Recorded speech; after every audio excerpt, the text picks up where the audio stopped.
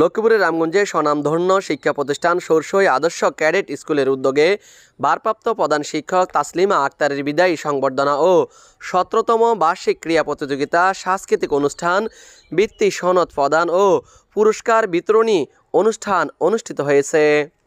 শনিবার বিকেলে উপজেলা নোয়াগাঁও ইউনিয়নের আদর্শ ক্যাডেট স্কুলের মাঠ প্রাঙ্গণে এই অনুষ্ঠানের আয়োজন করা হয়। অনুষ্ঠানের উদ্বোধন করেন পরিচালনা কমিটির সহসভাপতি মাওলানা জাহাঙ্গীর আলম, ওমর ফারুক কাউসার, হারুন ভূঁইয়া ও জহির হোসেন মহসিন পাটোয়ারি।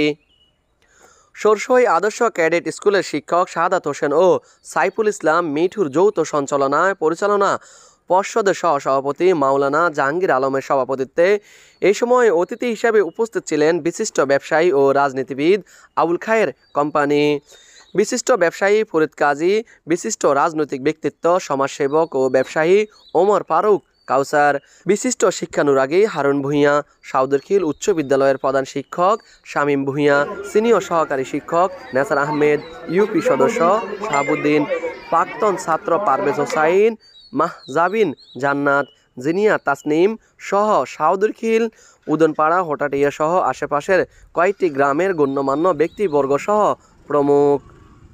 এই সময় বিদায়ী প্রধান শিক্ষিকা তাসলিমা আক্তারকে বিদায়ী সংবর্ধনা, সম্মাননা ক্রেস্ট প্রদান ও ক্রীড়া প্রতিযোগিতা বিজয়ীদের হাতে পুরস্কার তুলে দেন আমন্ত্রিত অতিথিরা। Mohammad Raju Hossain, RSN TV, Ramganj, Lakshmipur.